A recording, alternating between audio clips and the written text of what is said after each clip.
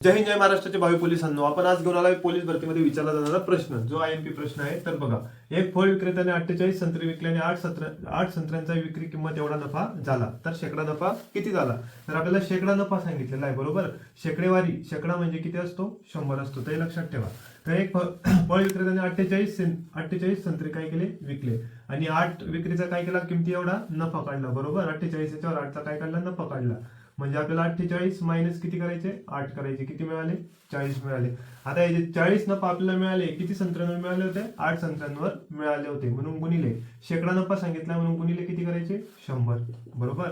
तर आता इकडे भाग जाणार नाही, तर म्हणून काय करायचं? 40 गुणिले किती करून घ्यायचे? 8 भागिले किती? इकडे गुणाकारामध्ये किती लिहून घ्यायचे? 100. 8 1 8, 8 5 40, 5 दुने किती होतील? 10, म्हणजे 2 आणि तो 0 तसा. म्हणजे आपलं उत्तर किती? 20%. म्हणजे 20% काय झाला? त्याला नफा झाला.